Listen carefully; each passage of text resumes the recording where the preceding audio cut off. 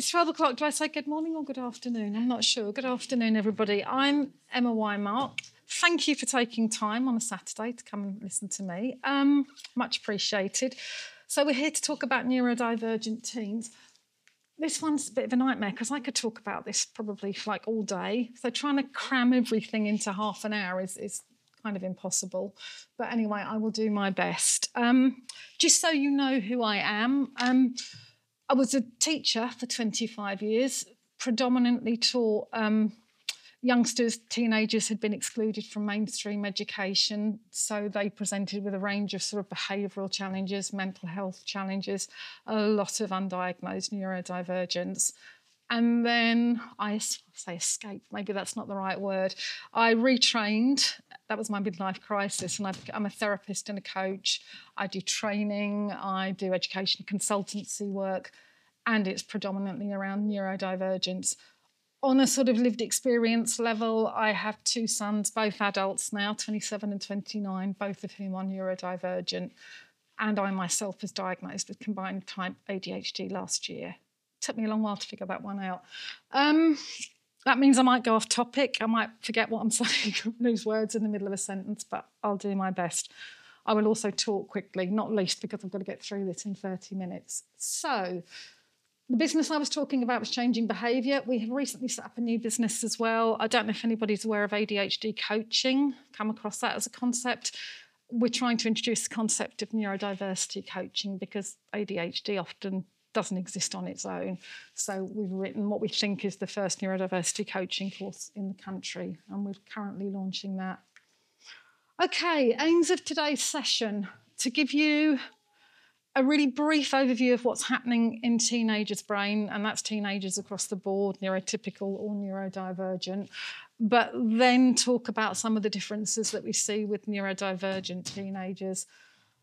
Some brief, because I've only got half an hour, advice and strategies about things that might help, and every young person is different, but also to give you some signposting to other resources that may be useful as well. If you can watch the session again on YouTube. It's being recorded and will be on YouTube. But I'll put my contact details on the screen, and if anybody wants a copy of the slides, feel free to email me, and I'm happy to send them to you. Okay. Teenagers, adolescents is not just a human phenomena. I was told that teenagers, when I was a kid, that we weren't invented till the 1950s, apparently. That was like rock and roll and all the rest of it, and teenagers didn't exist before that. It's not true. If you look at pack animals, for example, you will see adolescent males starting to challenge the dominant alpha male in the pack. And that was certainly my husband and my eldest son. They really clashed when he was a teenager. You'll see gang behaviours in mammals, some really unpleasant ones, actually. And the one that made me laugh was apparently teenage dolphins like to get high on puffer fish, which I know, right? I just had all these images in my head when I found out about that one. Okay, the other myth around adolescence is that it's all about the hormones. That's the standard line, isn't it? Oh, we can't help it. It's their hormones. It is. I'm not disputing that. But actually, the bit that we're really sort of starting to understand is it's actually about the brain as well. There are massive, massive changes going on in the adolescent brain.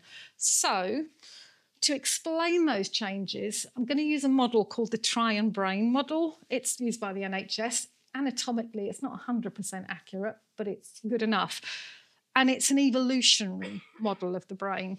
So I describe it to my younger clients as I tell them their brain's like a toffee apple, okay? Stick, apple, layer of toffee over the top.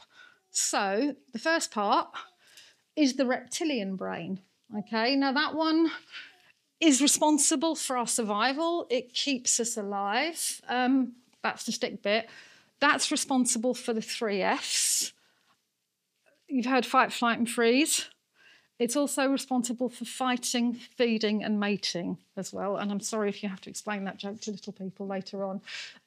So that one, that keeps you alive, okay, that part of your brain. Really important, but we're not going to talk about it anymore because I'm going to go on to the middle part, the mammalian brain. This is the brain you're going to find if you look inside your cat or your dog's skulls. That part is all about the emotion. Now, when we are born, that part of our brain is really, really dominant. Think about babies and toddlers, huge, big emotions, right, that they can't regulate. They need your help, don't they, to calm them down, because that part of the brain is dominant. And then as they grow up, kids start to get a little bit better at working out how to calm themselves down, how to manage their feelings. And then in adolescence, it's almost like they kind of regress a little bit, and that part starts to become more dominant again, and that's exactly what's happening. Now, the bit that controls all those emotions is the toffee level, and that's kind of the bit where the human brain comes in. That part of our brain is sometimes called the prefrontal cortex, and that's responsible for all the really clever stuff. So thinking, about ourselves, problem solving, logic, hence why doctors spoke. But actually it's things like creativity and language as well. So it's all the really, really clever stuff. And that part of our brain really starts to come into its own and develop sort of through adolescence. We used to think people were out of adolescence, didn't we, by about sort of 16, 17, 18? It's not. It's early 20s, even mid-20s. And actually, potentially for individuals with ADHD, possibly even early 30s. So it's really developing. I love a metaphor. Can you tell I used to be an English teacher? A really quick way of kind of understanding that is to think about that limbic system, the emotional part of the brain being like a Porsche engine, really fast, capable of, doing great stuff. And in the teenage brain, if the prefrontal cortex is the brakes, you're kind of talking about bicycle brakes on a Porsche engine. That's kind of the problem. That's true of ADHD brains as well, all throughout the lifespan, but particularly in adolescence. Okay, a little bit more about what that prefrontal cortex does. We often talk about that part of the brain in terms of something called executive functions. If there are any ADHDers in the room, or those of you that have got children, teens with ADHD, you might start to recognise an awful lot of issues that arise from these things. So, self-monitoring, being aware of how you're doing in the moment, how your feelings are, what your performance is like, what's going on. And then planning and prioritising stuff. If you've got loads and loads of tasks to do, how do you make decisions around what's important and what isn't, and what kind of order are you going to do those things? Think about our teenagers in secondary school when they're being given homework or big tasks to do. And then this is the classic ADHD one, isn't it? Task initiation, actually getting your butt off the sofa and getting stuff done. Okay, that's a real big issue.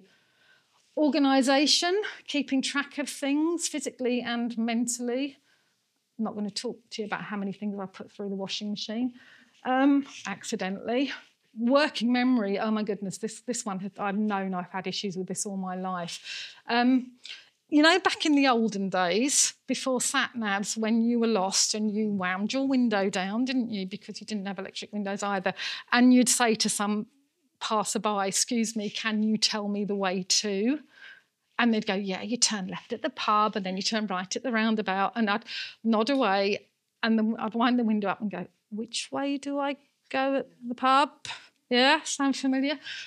I'm going to crack a joke about menopause. A lot of menopausal women will relate to that one being a bit of an issue in menopause as well. But, it's that, why am I in the kitchen? Why have I come in here? That's all to do with working memory. And then flexible thinking, that ability to adjust to things changing. And we know, don't we, for our autistic youngsters, autistic adults, that one can be a bit more challenging, can't it? Emotional control, or the word I use is emotional regulation, that ability to manage our emotions, to notice that we're becoming overwhelmed, we're becoming anxious, angry, whatever, and do something about that. And then the last one is the impulse control, the being careful about, not blurting things out that are inappropriate or doing reckless things. So all of that is executive functioning. And our teenagers are not great at a lot of that. As I said, prefrontal cortex, bicycle brakes, the limbic system, the emotions, is the Porsche engine. Okay, that one's really quick. That's just to say that there are physical changes in the brain, and just a quick sort of physical demonstration. And I'm just conscious of time, so I'm going to speed up a little bit. There are structural changes. The bottom one is really what I've been talking about that prefrontal cortex being delayed, but there's other changes with the actual structures within the brains. The synaptic pruning and the myelination is referring to the nerves called neurons in the brain cell. I've already kind of alluded to the emotional bit, and one of the reasons for that is that teenage brains are really sensitive to dopamine. That's our reward chemical. And we get dopamine from things that when we achieve, but also new things are really exciting to a teenage brain, new novel things, okay? And again, the active limbic system again. And then our brains aren't just kind of little individual bits, they work in networks, and all of those networks are growing massively during adolescence. And that helps kind of teenagers do more sort of abstract thinking, bigger picture thinking perhaps. So all of that stuff happens there. So that leads to a load of changes. Cognitive just simply means thinking. So like I said, better abstract thinking. That dopamine issue means you get a lot more risk-taking behaviours in teenage years. That's why they're out seeking new experiences sometimes. And they're becoming more aware of the complexity of social relationships. And I'm sure you're all aware of how sort of in teenage years friends become a bit more important. And again, there's some actual biological and evolutionary reasons for that I'll refer to later on. Okay, all of those changes in the brain, it makes it a bit vulnerable, and teenagers are much more vulnerable and at risk of anxiety and depression, and actually a lot of other mental health disorders as well. Lots of mental health disorders start during adolescence. So if you look at things like eating disorders, for example, bipolar, schizophrenia, often the onset of those conditions is in the teenage years.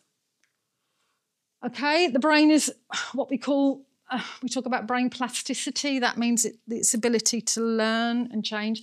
Years ago, we thought you kind of learned everything, and then by about 11 or 12, it was all sorted and your brain didn't change much. That's not true. We know that even in later life, people have a stroke, they can relearn things, can't they? That's plasticity. Adolescence is a prime time for that brain to be able to take things in and change. And of course, we need really positive experiences for our teenagers, don't we, to make sure that it grows and changes in good ways. Right, okay, let's talk about the neurodivergent ones. So what are the additional challenges and what are the possible solutions? So for my money, there are kind of two core issues. Neurodivergent brains are different anyway. Conditions like autism, like ADHD, they're called neurodevelopmental conditions because there are different things going on in the brain. There are actual structural differences. So, for example, in ADHD, is generally the prefrontal cortex is a little bit smaller. The other issue that happens is that neurodivergent brains actually develop behind the rate of neurotypical brains. So whilst you may have a teenager that on the surface is 14, physically developed as a normal 14, and maybe in terms of their brain development, they're operating more like an 11-year-old or a 10-year-old. And where you've got that mismatch, that tension between what they're capable of and what the environment is demanding of them, then you've got issues, haven't you? Okay, so what are some of the issues? Identity and self-understanding. Teenagers often, it's that kind of year where those years where you kind of don't know who you are. You're sort of finding out your place in the world. And that's ever changing. And I mentioned this a little bit, didn't I? I said teenagers become much more conscious and aware of their friends and those friendship groups. There's a biological driver for that. If you kind of go back to caveman times, you were part of a tribe, weren't you? But if you stayed with your tribe and carried out your adult life in that tribe, that wasn't great for the gene pool, was it? And, we know that when there's children that are born from quite close relationships, I'm being very careful how I word this because I'm conscious of young people, you get chromosomal abnormalities, that kind of thing. So teenagers are absolutely driven by their biology to go out and find new people, find their own tribe. We even use that phrase, don't we, sometimes? I remember my mum when I was about 14 and I said, oh, so-and-so's doing this and so-and-so's doing that. And she said to me, if your friend jumped off a cliff, would you jump off a cliff? You're laughing, right? I've said it to my own as well, I'm not going to lie. And I probably would have done, right? Maybe not. But that's the driver. That's why those peers become so much more important to them. Okay, then we have stigma and misunderstanding around those neurodivergent conditions. So think about it. You're in a sort of time where you're trying to work out who you are, and maybe you're feeling different than other people, or you know other people say unkind things about what's going on for you. So that causes that sort of additional level of challenge.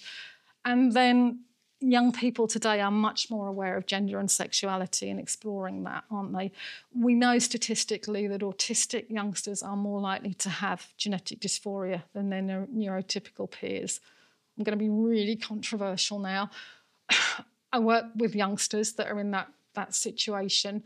One of the things I will explore with them, and it's not that I'm not accepting what they're saying is true, but is some of that sense of being different and not comfortable with themselves because of the neurodivergence rather than an actual genuine gender dysphoria. And I think that's always worth exploring. Okay, how do we support that? I'm going to talk about the first three again and again and again, so I'll do them in a bit of depth now and then I'll kind of gloss over them. We need for our young people to be able to develop what I call a positive neurodivergent identity. They need to understand who they are, why they are the way they are, but see it in a positive way and understand the strengths that come with it, and also understand the solutions that they need to help manage the bits that aren't so helpful. We do that through psychoeducation. That's literally what it says it is. It's education about psychology, the brain, their conditions. Now, our young people need that understanding, but so do the adults and other people around them, other teens. The more we can share, the better. We have to be mindful of friendships are great, aren't they? But often for our neurodivergent teens, they can look a little bit different. And I sometimes come across adults that I think are a bit judgmental about what a friendship should look like. So if you're an autistic teen in a high school of, I don't know, like a rural high school, 500-600 kids, and your special interest is something that's sort of quite unique, quite niche, you may not find somebody in your peers that has that same interest. And that's where I think online friendships and relationships can be really, really helpful. I'm going to, obviously flag up all the safeguarding concerns around that and knowing who your children are talking to. But, we need to be mindful of that. And again, I was in a school not so long ago and the head of year had some concerns about two little autistic girls and friendships, and they were friends, but she kind of felt it wasn't a normal friendship. And they both did that very autistic thing of they both had the same special interest, which was lovely, and it was actually kind of quite appropriate for their age. They were Taylor Swift fans, and I mean, obviously it's been the summer for Taylor Swift, hasn't it? So two little Swifties, and they sat there side by side when I kind of watched them from a distance, and they were doing what we call just info dumping. Just loads and loads of facts about Taylor Swift to each other, back and forth. And the teacher was going, yeah, but it's kind of not normal conversation. They're not talking about, this, that and the other. And I'm like, they're happy. They like each other. Does it matter? I think we just have to be a bit more sort of broad-minded about that. Positive role models, neurodivergent role models. It's one of the reasons why I'm open about my ADHD now. The bit I am a little bit wary of, and it's so well-intentioned, often when young people, children find out they've got autism or ADHD, we go, oh, Simone Biles has got ADHD, or so-and-so was autistic, and we give them all these wonderful things. The issue is I have had young people sat in my therapy practice, 14-year-olds going, because things are going wrong, and they're going, this thing's supposed to be a superpower, and I can't even do my ADHD right. Because that narrative can minimise some of the real challenges that come with it. So I think we have to be a little bit mindful of that. If anybody in the room is neurodivergent and they think they're neurodivergent, this is a superpower, brilliant, fair play to you, but it's not the truth for everybody.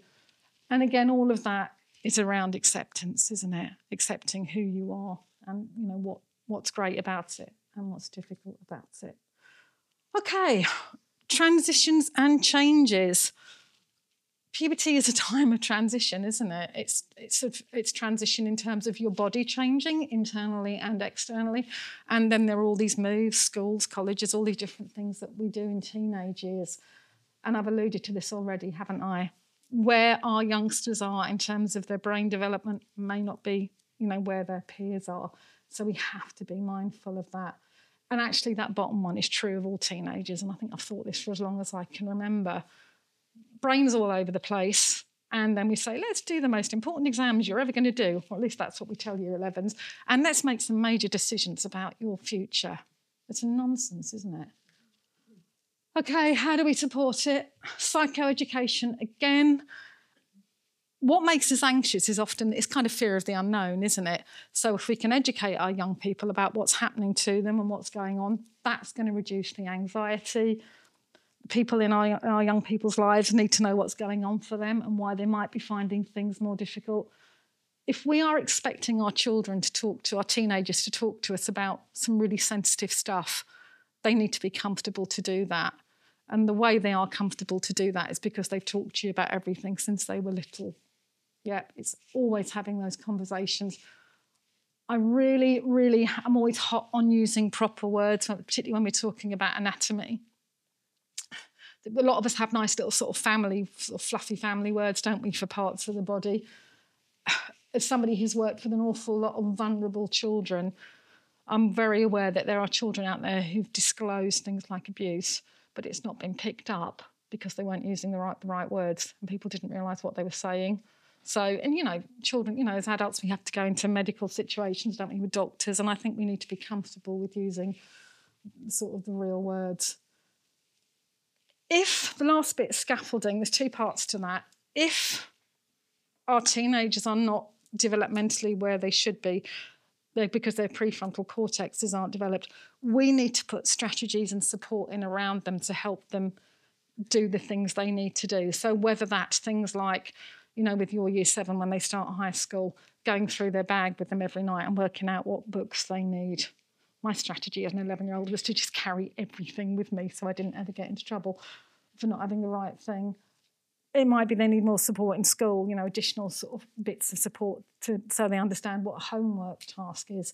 So being our young person's prefrontal cortex for a while till they catch up. But then there's an end point to that. And actually, at some point, we have to back away.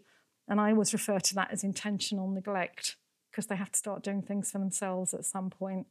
And it's knowing your young person really, really well that enables you to make that judgment call. I actually do believe we kind of need to fail every now and again as well because that's how we all learn, isn't it, through experience. I'm not saying set them up for a huge one, but, they get into trouble because they've forgotten something and you think they are actually capable of organising themselves. Well, that's a natural consequence, isn't it? Okay, social issues, forming and maintaining friendships, that's challenging because peers often know that our young people are slightly different and there are issues. Our neurodivergent teens are much more at risk of being bullied and being in abusive relationships as adults as it goes, and excluded. And by excluded, I mean as in ostracised by peers, but also actually being excluded from school, either sort of, permanently or on a temporary basis. Statistically, that's much more likely. And all of those things can lead to real feelings of loneliness and isolation. Okay, how do we support that? I know I'm talking about school a lot, and I am aware that some people home educate, but certainly in school scenarios, I found that the youngsters who have other friends outside of school, that's really protected because that need to belong to a tribe of people to find their peers, if they're getting that need met outside of school, then it doesn't become quite so important at school. So that can be really helpful. I've talked about friendships, haven't I, and definitions of. I think sometimes we actually have to teach our kids some of the unwritten stuff, particularly our autistic ones, because they don't always spot what other people seem to sort of grasp intuitively. My autistic ADHD son, when he was about 10 or 11, we had to kind of actually actively tell him about the rules around urinals and that you don't start talking to the person next to you and you certainly don't look and comment on a part of their anatomy. Yeah, some of those things really do need spelling out, don't they? helping others understand what our teenagers and children are doing and why. And particularly for those of them that are at school, they need time to decompress when they come home, don't they? Or when they've been in busy social situations like family parties or barbecues or whatever. They need that space. Also, I call it peopling. Peopling is really hard sometimes. I just put in a little cautious thing. They might be in their bedroom alone on their phone, but are they on their phone? What, are they being isolated? Are they decompressing? Or is social media an issue? So that one needs thinking about. Okay, academic challenges. Talked about the expectations of the environment exceeding the child's capacity. Different learning needs. The standard sort of approach to that for years has been, there was a book called something about the black box years ago, and we talk about being visual learners, kinesthetic learners. Have you heard those expressions, auditory learners? That's actually been debunked. You talk to most psychologists now, they'll say that's a nonsense. Yeah, potentially. What we do now know, though, about neurodivergent individuals is that they often have something we call monotropism. I don't know if you've heard of monotropic learning styles. So, autistic kids often have that intense special interest, don't they? And they like to focus on that thing for a really, really long time. Think about high school. You just get into something and then, boom, you've got to move. Yeah, you've got to move. Sometimes we need to really dig in and focus. And I know from some of the neurodivergent kids I taught in the pupil referral units, so disengaged from their learning. It was often sometimes going, and I could do this on a one-to-one in that environment. I do appreciate that's different in a high school, but we'd start with a special interest, and suddenly kids that would refuse to read might read a magazine I brought in or a book on their special topic, and you start to engage that way. ADHD is, we have an interest-driven brain, so, the focus is not a behavioural choice. It's not something we can control, but if we're doing something we're really passionate about, we're going to get engaged, we're going to focus. But put us in a lesson where we're just not interested, and it's going to be much harder for us to concentrate. So we need to be aware of those difficulties. And then that bottom point, there's a whole day in itself, isn't it? Having that acknowledged, if those needs are different, and getting that legally acknowledged, that's a whole other ballgame. Okay, how do we support? We make sure that everybody knows what our young person needs and what issues and strategies there are. The executive functioning skills, a lot of that can be taught. There are loads of really good resources out there to support that. Occupational therapists are really, really good at that. Okay, scaffolding. I've talked about that, being our child's prefrontal cortex for them and helping them to manage it. I externalise my prefrontal cortex. It's called my phone. Everything goes in my phone, because if I don't, it doesn't happen. If you have a neurodivergent child teen, there is a really high chance that you or possibly your spouse are neurodivergent yourself, because the genetics are really, really strong with these conditions. And there's a really good chance that you got through school, possibly without support, but you've developed some coping strategies along the way. And you can model those, can't you, if they're helpful. That said, because you are their parent, they're probably not going to listen to you in teenage years, are they? What do you know? You're just their parent. And that's where actually helping kids and young people come up with their own strategies can be really, really useful. I think we're all like this, aren't we? If we've come up with an idea and we have ownership of it, we're much more likely to engage with it and stick with it. So sometimes sort of creative conversations about what might work can be really helpful. And it isn't always what you think it is, actually. And then I talked about neglect and consequences. Sensory differences. Sensory issues, people don't always fully understand the impact of sensory issues. And I think our ability to cope with everything else is really compromised when we're facing sensory challenges. I will talk to clients about, I call it my bucket of coping juice. And kind of the idea is that you wake up every morning with this bucket of coping juice, and every decision you make, whatever, all the things you do, they make the level go down and down and down and down throughout the day. And we know that, don't we, as adults? You might have really good intentions about, eating healthily for the day, but if you have a challenging day, that bucket of coping juice is completely drained out, and then you make bad choices in the evening, maybe, right? Sensory issues, to me, is the equivalent of poking holes in that bucket. So if you're in an environment that's challenging you because of loads of noise, loads of visual stuff, loads of smells, whatever it is, that coping juice is just leaking out really, really quickly. And schools, they're noisy places, aren't they? They're real sensory challenging places, particularly high schools. I regularly see in high school children that have accepted certain accommodations and things as youngsters, but as they become teenagers, they become more socially aware, and maybe wearing ear defenders, for example, isn't quite so cool, or I don't know, they're just more aware of not wanting to be different. So that can be more challenging. I'm just giving you some examples of sort of sensory challenges there. And again, if that coping juice is going down, your capacity to manage and regulate your emotions is reduced. Okay, so things that I've already said. I don't think there's anything there that I haven't mentioned. Oh, inclusive environments. One of the things that I do when I go into schools, when I'm working, or, they want me to have a look at a young person, schools often say, what accommodations do we need to make for that young person? What can we do to make things easier?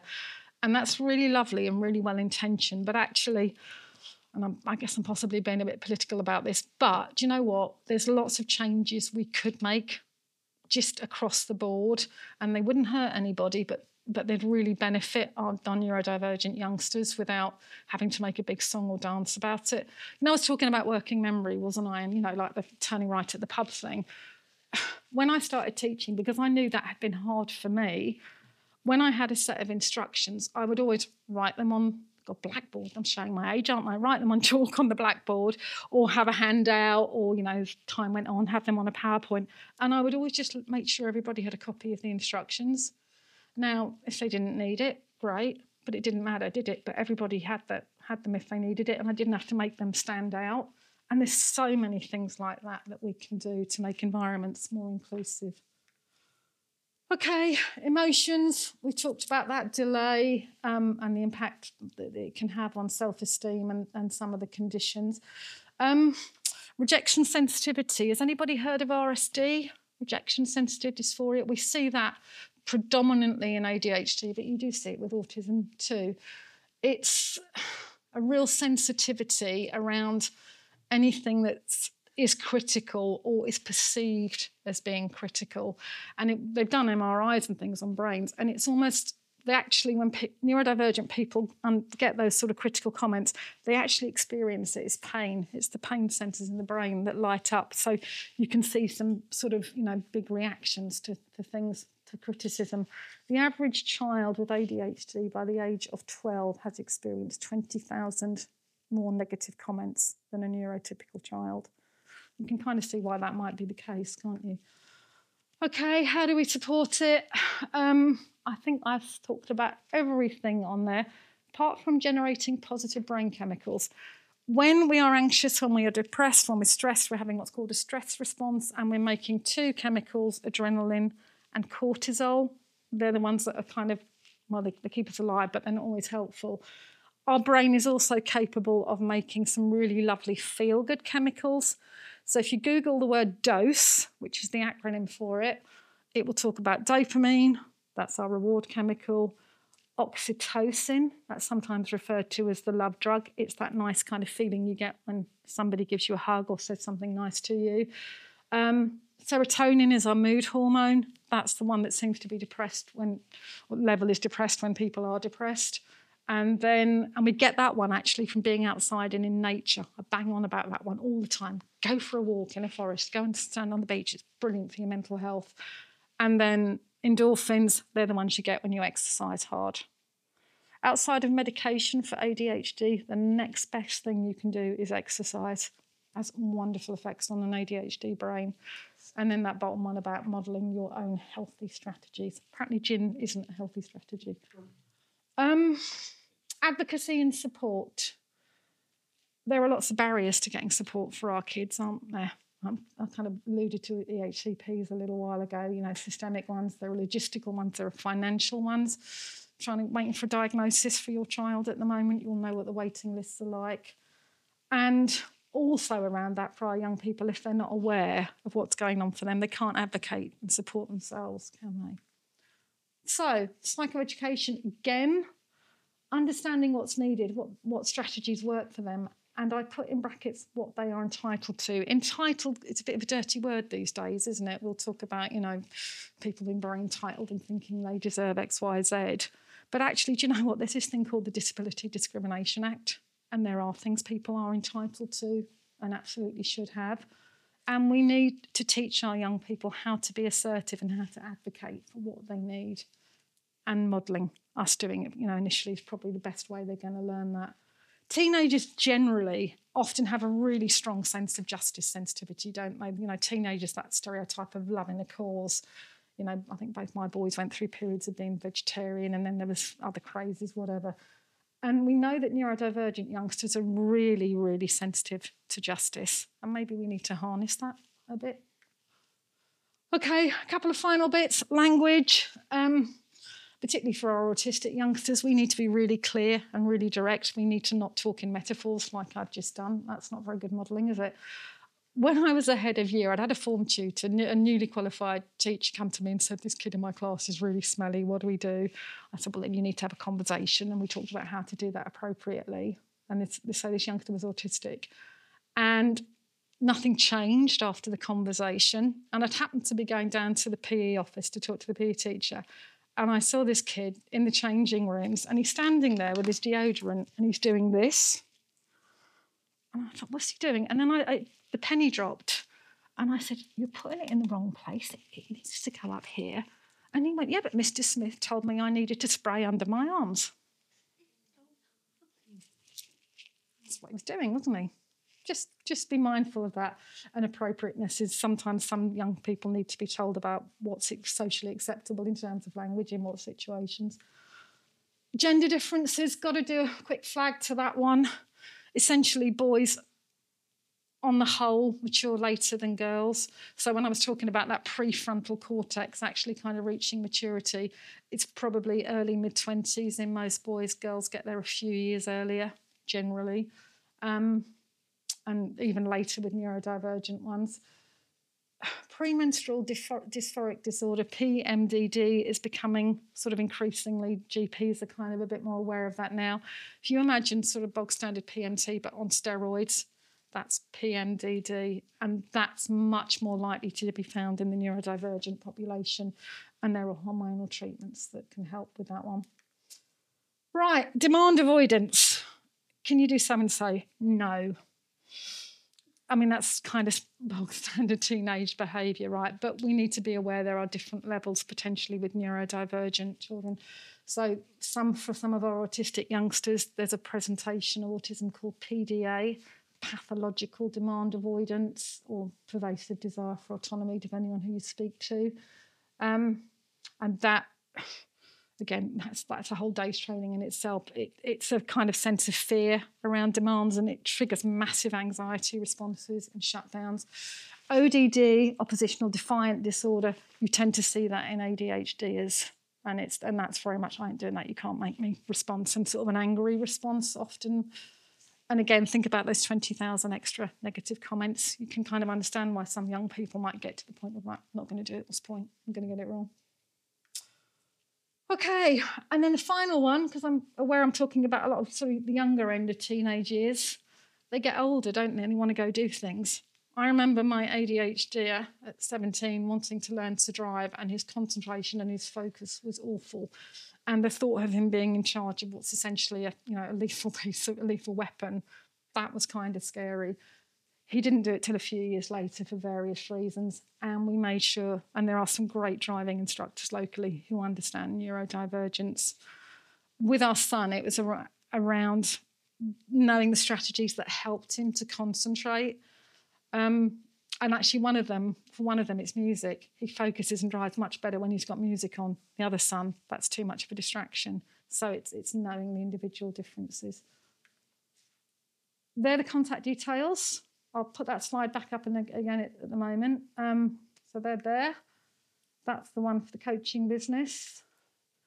You're not going to be able to write all these down, but if you want the slides, there are loads and loads of resources there, books, websites, etc., that are really helpful in going to this in loads more detail.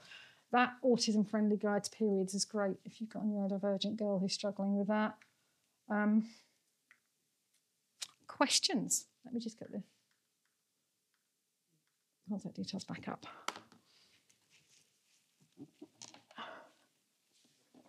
A young person asking me a question, now I'm worried. I'd have been fine if it was an adult. Go on. Is it hard growing up? It can be.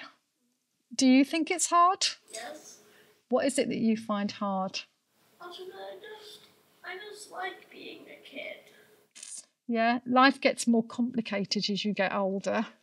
Do you know what? It's funny. Some young people can't wait to be grown up. But if you talk to lots of adults, they'll say they wish they were a kid again because life was easier. Can I tell you something? Do you know why I work with children? Because I get to play a lot. Yeah. And I taught drama. It was really funny, right? So I taught a lot of English, but I also taught a lot of drama. And that's playing Let's Pretend, right? That's great fun. My son, my youngest son, when he was 5, somebody said to him, I don't know, some grandparent or something, said, oh, what do you want to do when you grow up? And he said, oh, I want to be a teacher. And we thought, well, he's saying that because he knows that's a job he knows because that's what mum does. And I said to him, OK, what do you want to teach? Because I was curious. And he said, playing. I thought, that sounds good. He's a football coach. And we, some things are harder for us, but other things are easier. When I got diagnosed last year, I did think long and hard about whether I'd disclose that professionally because of, shame, stigma, all of that stuff. People do make judgments. And it was Neurodiversity Awareness Week. And I saw a statistic that said 7 out of 10 adults would not buy a house if they knew there was a child with ADHD next door. And that just, still get angry thinking about it.